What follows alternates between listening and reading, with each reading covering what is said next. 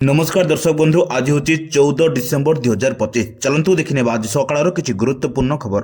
जदि पर्यंत वीडियो को लाइक करना वीडियो को लाइक करने सह चैनल को सब्सक्राइब करी कमेंट माध्यम जानतु आपण मैंने क्यों दिन देखुं जहाद्वारा बड़ी गुरुत्वपूर्ण खबर आपण मान पाखे सर्वप्रथम पहुंची पार। नंबर 1 हाड़भंगा जाड़े थरुची सारा ओडिशा। 10 डिग्री तले राज्य विभिन्न सहर तापमात्रा आगामी सप्ताह पर्यंत शीत लहरी नहीं निस्तार। कोरापुट जिला दामनजोड़ी सर्वनिम्न तापमात्रा 3 डिग्री रेकर्ड कर कंधमाल जिला उदयगिरी सर्वनिम्न तापमात्रा 4 डिग्री रेकर्ड होती। कंधमाल दारिंगीपाट में प्रबल शीत सामू तुषारपात देखा मिली। एपटे झारसुगुड़ा हाड़भंगा शीत अनुभूत होती। सकाळ 5:30 सुधा तापमात्रा 8.8 डिग्री रेकर्ड होती। गतकाली जी उदयगिरी सर्वनिम्न तापमात्रा 3 डिग्री रेकर्ड होता बेले आज घु उदयगिरी पारद स्तर 3.1 डिग्री तलक खसी। नंबर 2 ओडिशा रे 2टी सेमिकंडक्टर निर्माण यूनिट खोलने मिली मंजूरी। ओडिशा रे इलेक्ट्रोनिक्स आईटी सेमिकंडक्टर डिजिटल भित्तिभूमि क्षेत्र विकास पर केंद्र सरकार एकाधिक पदक्षेप ग्रहण करथिबा केंद्र इलेक्ट्रोनिक्स और आईटी मंत्री अश्विनी वैष्णव कहते। राज्यसभा प्रचार जाउथिबा प्रश्नर उत्तर में केंद्र मंत्री कहते ओडिशा रे 4009 कोटी टंकार अधिक व्यय 2टी सेमिकंडक्टर निर्माण यूनिट खोलने मिली मंजूरी। यह कारखाना उत्पादित चिप गुड़ी को ऑटोमोबाइल एरोस्पेस प्रतिरक्षा वेयरलेस उपकरण वैद्युतिक वाहन डाटा सेंटर इलेक्ट्रोनिक्स उपकरण आदि व्यवहृत हो। यह छड़ा चिप टू स्टार्टअप कार्यक्रम अधीन केंद्र सरकार ओडिशा रे 11टी विश्वविद्यालय को मागଣା डिजाइन टूल जोगाई देइछन्ति। नंबर 3 स्थगित रहिला शिक्षक आंदोलन। 15 दिन भितर दाबी नहीं विचार और निष्कर्षर प्रतिश्रुति पर यह निष्पत्ति नहीं आंदोलनकारी। बीजेपी 2 विधायक बुझासुझा करने पर आंदोलन स्थगित रखिला संघ। 3 दिन धरी अहोरात्र आंदोलन में बसला संघ। 5 दफा दाबी नहीं लोयर पीएमडी आंदोलन बसीला ओडिशा स्कूल कॉलेज शिक्षक कर्मचारी समन्वित समिति। पाललहड़ा विधायक अशोक महांती एकाम्र विधायक बाबू सिंह आंदोलन स्थल को आसी आंदोलनरत शिक्षकों दाबी नहीं सरकार अवगत अच्छा एवं एने एक कमिटी गठन होती। 15 दिन मध्य समस्त दाबी संपर्क में तर्जमा कर एक निष्कर्ष बाहर नहीं प्रतिश्रुति देवा पर आंदोलन स्थगित रखिला संघ। नंबर 4 महानता देखाइले नवीन मुख्यमंत्री को लिखिले चिठी। पूर्वतन मुख्यमंत्री नवीन पट्टनायक पुणी थे महानता देखाई राज्य में गरीबों कथा चिंता करछन्ति। गरीब मानक किसी आर्थिक सहायता मिले से खुशी है बोली चिंता करुछन्ति। तेणु से वर्धित दरमा न नेबाकू निष्पत्ति नहीं। विजु जनता दल बीजेडी सभापति वर्धित दरमा नहीं मुख्यमंत्री मोहन चरण माझी को चिठी लिखिछन्ति। सूचनायोग्य विधायकों बहुदिन दाबी निकट शेष होता शीतकालीन अधिवेशन पूरण होती। दरमा भत्ता वृद्धि एकाथरे 2.5 गुण अधिक बढ़ी। पूर्वतन विधायकों पेंशन में भी वृद्धि कर संक्रांत 3टी पृथक बिल विधानसभा पारित होती। 2024 जून मासरू ए वर्धित दरमा पिछला भाव लागू हो। नंबर 5 22 महानदी जल विवाद समाधान पर गठित उच्चस्तरीय कमिटर प्रथम बैठक हो। महानदी जल विवाद समाधान पर गठित उच्चस्तरीय कमिटर प्रथम बैठक आसंता 22 तारिख अपराह 4टार लोकसेवा भवन में अनुष्ठित हो। एथिरे उपमुख्यमंत्री कनवर्धन सिंहदेव अध्यक्षता करेंगे और कमिटर सदस्य एवं अधिकारी माने उपस्थित रहे बोली जणा जायछि। महानदी जल विवाद ट्रिब्यूनाल सम्मुख में चलुवा आलोचना और प्रक्रिया गुड़ी को दृष्टि रखी एवं महानदी जल विषय जटिलता और भावप्रण प्रवणता गुरुत्व को मानक राज्य सरकार उपमुख्यमंत्री कनवर्धन सिंहदेव अध्यक्षतार एक उच्चस्तरीय कमिटी गठन कर मुख्यमंत्री मोहन चरण माझी निर्देश में गठित यह कमिटी बीजेपी बीजेडी और कांग्रेस दलर प्रतिनिधि को स्थानित कर। नंबर 6 दिल्ली में स्थिति गंभीर। 18टी स्थान में 400 पार कला AQI। दिल्ली में शनिवार सकाळ कुड़ी सरिबा सहित आरंभ होता। किछि दिन हेब राजधानी में वायु गुणवत्ता खराब होबार लगी हेले आज यह गंभीर वर्ग में पहुंची जहाँ लोकों कष्ट को आहरी बढ़ाई देछि।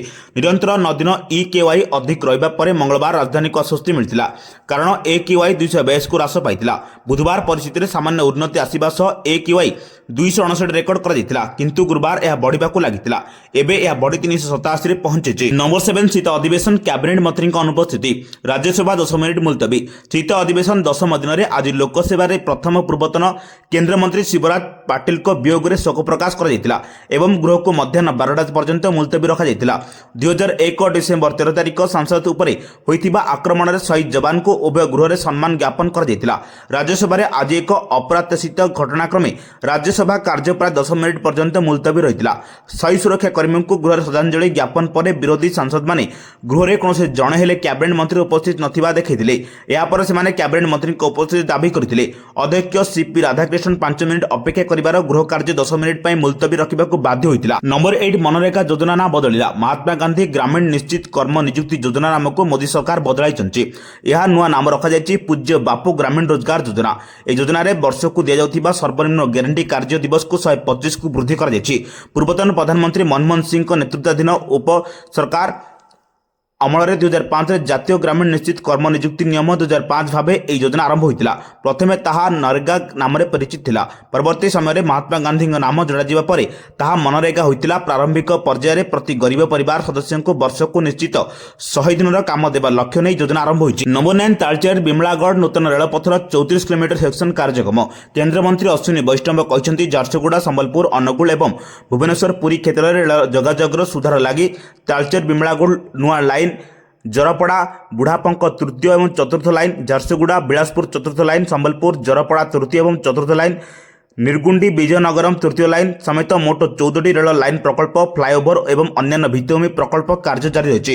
ଶ୍ରୀ ବୈଷ୍ଣବ କହିଛନ୍ତି, ତାଳଚେର ବିମଳାଗଡ଼ ନୂତନ ରେଳପଥ ଏକ ଅନୁମୋଦିତ ପ୍ରକଳ୍ପ। ପ୍ରକଳ୍ପର ମୂଲ୍ୟ 1928 କୋଟି ଟଙ୍କା ହୋଇଥିବା ବେଳେ ମାର୍ଚ୍ଚ 2025 ସୁଦ୍ଧା ଏଥିପାଇଁ 1646 କୋଟି ଟଙ୍କା ଖର୍ଚ୍ଚ ହୋଇଛି। ନମ୍ବର 10 ରୂପା କଲା ରେକର୍ଡ। ପ୍ରଥମ ଥର ପାଇଁ 2 ଲକ୍ଷ ଟପିଲା ଦର। ଡିସେମ୍ବର 12 ଶୁକ୍ରବାର ଦିନ ଫ୍ୟୁଚର ମାର୍କେଟରେ ରୂପା 2 ଲକ୍ଷ ଟଙ୍କା ଅତିକ୍ରମ କରି ଏକ ରେକର୍ଡ ସ୍ଥାପନ କରିଛି।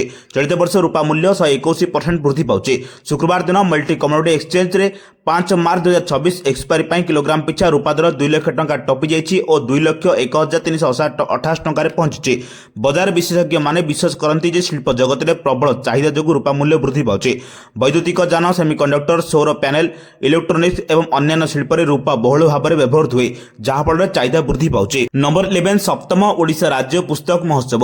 ଓଡ଼ିଆ ଭାଷା, ସାହିତ୍ୟ ଓ ସଂସ୍କୃତି ବିଭାଗ ଆନୁକୂଲ୍ୟରେ ଆୟୋଜିତ ହେଉଛି ସପ୍ତମ ଓଡ଼ିଶା ରାଜ୍ୟ ପୁସ୍ତକ ମହୋତ୍ସବ। ଭୁବନେଶ୍ୱର ୟୁନିଟି 3 ପ୍ରଦର୍ଶନୀ ପଡ଼ିଆରେ ସପ୍ତମ ଓଡ଼ିଶା ରାଜ୍ୟ ପୁସ୍ତକ ମହୋତ୍ସବର ଆୟୋଜନ କରାଯାଉଛି।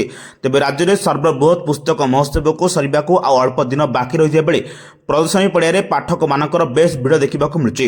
ଚଳିତ ବର୍ଷ ପୁସ୍ତକ ମହୋତ୍ସବରେ ବିଭୂତି କାନୁନଗୋ ଚାରୁ ଓ କାରୁକଳା ମହାବିଦ୍ୟାଳୟରେ ପକ୍ଷରୁ ଏକ ଲାଇନ୍ ଷ୍ଟ୍ରେଚିଂ କାଉଣ୍ଟର ନିର୍ମାଣ ହୋଇଛି, ଯେଉଁଠାରେ ପାଠକମାନଙ୍କ ବେଶ୍ ଭିଡ଼ ଦେଖିବାକୁ ମିଳିଛି। ପ୍ରତିଦିନ ସନ୍ଧ୍ୟାରେ ମହାବିଦ୍ୟାଳୟର 8 ଜଣ ଛାତ୍ର ଏଠାରେ ରହି ପାଠକମାନଙ୍କର ଲାଇଭ୍ ଚେକିଂ କରୁଛନ୍ତି, ଯାହା ଆକର୍ଷଣର କେନ୍ଦ୍ରବିନ୍ଦୁ ପାଲଟିଛି। ନୋଭୋଟେଲ କଟକ ଆସିବେ ପ୍ରଧାନ ବିଚାରପତି ଜଷ୍ଟିସ୍ ସୂର୍ଯ୍ୟକାନ୍ତ। ଭାରତର ପ୍ରଧାନ ବିଚାରପତି ଜଷ୍ଟିସ୍ ସୂର୍ଯ୍ୟକାନ୍ତ ରବିବାର ଦିନ ଓଡ଼ିଶା ଗସ୍ତରେ ଆସିବେ। ସେ ପ୍ରଧାନ ବିଚାରପତି ଭାବରେ ଶପଥ ଗ୍ରହଣ କରିବା ପରେ ପ୍ରଥମ ଥର ପାଇଁ ଓଡ଼ିଶା ଗସ୍ତରେ ଆସିବେ। ସୂଚନା ଅନୁଯାୟୀ ସେ କଟକ ଶହୀଦ ଭବନରେ ଓଡ଼ିଶା ହାଇକୋର୍ଟ ବାର୍ ଆସୋସିଏସନ ଦ୍ୱାରା ଆୟୋଜିତ ଏକ ଆଲୋଚନା ଚକ୍ରରେ ଯୋଗ ଦେବାର କାର୍ଯ୍ୟକ୍ରମ ରହିଛି। ଓଡ଼ିଶା ହାଇକୋର୍ଟର ମୁଖ୍ୟ ବିଚାରପତି ଜଷ୍ଟିସ୍ ହରିଣ ଟଣ୍ଡନ ମୁଖ୍ୟ ବକ୍ତା ଦେବେ। ସେହିପରି ଆଡଭୋକେଟ୍ ଜେନେରାଲ ପୀତାମ୍ବର ଆଚାର୍ଯ୍ୟ ଏବଂ ଓଡ଼ିଶା ରାଜ୍ୟ ବାର୍ ପରିଷଦର ଅଧ୍ୟକ୍ଷ ସୀତାଂଶୁ ମୋହନ ଦ୍ୱିବେଦୀ ସମ୍ମାନ ଅତିଥି ଭାବେ ଯୋଗଦେବେ ବୋଲି ଜଣାପଡ଼ିଛି। ଏହି କାର୍ଯ୍ୟକ୍ରମରେ ନ୍ୟାୟ ପ୍ରଦାନ ଏବଂ ନ୍ୟାୟିକ ସଂସ୍କାର ସହିତ ଜଡ଼ିତ ପ୍ରମୁଖ ପ୍ରସଙ୍ଗ ଉପରେ ଆଲୋଚନା କରିବା ପାଇଁ ବିଶିଷ୍ଟ ଆଇନ ବିଶେଷଜ୍ଞ, ଓକିଲ ଏବଂ ନ୍ୟାୟିକ ଅଧିକାରୀମାନଙ୍କୁ ଏକତ୍ରିତ କରାଯିବ। ନମ୍ବର 13 ଜୁନିୟର ପୁରୁଷ ହକି ବିଶ୍ୱକପ୍। ଜୁନିୟର ପୁରୁଷ ହକି ବିଶ୍ୱକପ୍ ଭାରତକୁ ବ୍ରୋଞ୍ଜ ପଦକ ଜିତାଇ ରାଜ୍ୟ ପାଇଁ ଗର୍ବ ଆଣିଛନ୍ତି ଓଡ଼ିଶା ନାଭାଲ ଟାଟା ହକି HPCର 4 କ୍ୟାଡେଟ୍। ONDHSCର କ୍ୟାଡେଟ୍ ଚମତ୍କାର ପ୍ରଦର୍ଶନ ସହ ଭାରତୀୟ ଟିମ୍ ବ୍ରୋଞ୍ଜ ପଦକ ଜିତିଛି। ଓଡ଼ିଶା ନାଭାଲ ଟାଟା ହକି HPCର ଅନମୋଲ ଏକ୍ସ ପ୍ଲେୟର ଅଫ୍ ଦି ମ୍ୟାଚ୍ ହୋଇଥିବା ବେଳେ HPCର ଆଦ୍ରୋହିତ ଏକା, ରୋଶନ କୁଜୁର ଏବଂ ରୋହିତ କୁଲ୍ଲୁ ତାମିଲନାଡୁର ହୋଇଥିବା ମ୍ୟାଚ୍ର ଆର୍ଜେଣ୍ଟିନା ଟିମ୍ ବିରୋଧରେ ଶକ୍ତିଶାଳୀ ପ୍ରଦର୍ଶନ କରିଥିଲେ। ନମ୍ବର 14 ଉପକୂଳ ଅଞ୍ଚଳରେ ବିପର୍ଯ୍ୟୟରୁ ରକ୍ଷା ପାଇବା ପାଇଁ OSWALI ଏକ ଉତ୍ସର୍ଗୀକୃତ ଆନ୍ତର୍ଜାତୀୟ କେନ୍ଦ୍ର ଭାବରେ ଉଭା ହେବ। ଉଦ୍ଘାଟିତ ହେଲା କୋଣାର୍କ ନିକଟସ୍ଥ ରାମଚଣ୍ଡୀରେ। ଓଡ଼ିଶା ୱାଟରମ୍ୟାନସିପ୍ ଏବଂ ଲାଇଫଗାର୍ଡ ପ୍ରତିଷ୍ଠାନ OSWALI ଓଡ଼ିଶାର ଉପକୂଳ ସୁରକ୍ଷା, ଜଳ ଦକ୍ଷତା ଏବଂ ଜରୁରୀକାଳୀନ ପ୍ରତିକ୍ରିୟା କ୍ଷମତାକୁ ସୁଦୃଢ଼ କରିବା ଦିଗରେ ଏକ ବଡ଼ ମାଇଲଖୁଣ୍ଟ ସ୍ଥାପନ କରି ଆଜି ମୁଖ୍ୟମନ୍ତ୍ରୀ ମୋହନ ଚରଣ ମାଝୀ ଏହାକୁ ଉଦ୍ଘାଟନ କରିଛନ୍ତି। ଏହି ଅବସରରେ ରାଜ୍ୟର ଉନ୍ନତ ଅଣ୍ଡର ୱାଟର ଉଦ୍ଧାର ତାଲିମକୁ ବ୍ୟାପକ କରିବା ପାଇଁ ପରିକଳ୍ପିତ ଅତ୍ୟାଧୁନିକ ସ୍କବା କମ୍ପ୍ଲେକ୍ସକୁ ଭିତ୍ତିପ୍ରସ୍ତର ମଧ୍ୟ ସ୍ଥାପନ କରାଯାଇଥିଲା। ଓଡ଼ିଶା ପର୍ଯ୍ୟଟନ ବିଭାଗ ଓ ଓଡ଼ିଶା ଅଗ୍ନିଶମ ଓ ଜରୁରୀକାଳୀନ ସେବା ମଧ୍ୟରେ ବୁଝାମଣାପତ୍ର ସ୍ୱାକ୍ଷର ହୋଇଥିଲା। ନମ୍ବର 15 ଜାତୀୟ ବଜାରରୁ ଭଲ ସ୍ଥିତିରେ ଓଡ଼ିଶା। ଚଳିତ ବର୍ଷ ନଭେମ୍ବରରେ ରାଜ୍ୟରେ ଖୁଚୁରା ମୁଦ୍ରାସ୍ଫୀତି ହାର ବିଯୁକ୍ତ 1.29% ସ୍ତରକୁ ଖସିଯାଇଛି। କେନ୍ଦ୍ର ସରକାରଙ୍କ ପରିସଂଖ୍ୟାନ ମନ୍ତ୍ରଣାଳୟ ଜାରି କରିଥିବା ତଥ୍ୟ ଅନୁସାରେ ରାଜ୍ୟରେ ଗ୍ରାମାଞ୍ଚଳରେ ଖୁଚୁରା ମୁଦ୍ରାସ୍ଫୀତି ବିଯୁକ୍ତ 1.85% ରହିଥିବା ବେଳେ ସହରାଞ୍ଚଳରେ 0.26% ରହିଛି। ଦରଦାମ କ୍ଷେତ୍ରରେ ଜାତୀୟ ହାରଠାରୁ ଭଲ ସ୍ଥିତି ରହିଛି ଓଡ଼ିଶା। ଜାତୀୟ ସ୍ତରରେ ମୁଦ୍ରାସ୍ଫୀତି ହାର 0.71% ରହିଛି। ଗ୍ରାମାଞ୍ଚଳରେ ତାହା 0.61% ଓ ସହରାଞ୍ଚଳରେ 1.47% ରହିଛି। ଏହି ସଂଖ୍ୟାଗୁଡ଼ିକ ଏହା ଇଙ୍ଗିତ କରୁଛି ଯେ ଗତ ନଭେମ୍ବର ମାସରେ ଗ୍ରାମାଞ୍ଚଳ ତୁଳନାରେ ସହରାଞ୍ଚଳବାସୀଙ୍କ ଉପରେ ଦରଦାମ ଚାପ ଅଧିକ ରହିଥିଲା।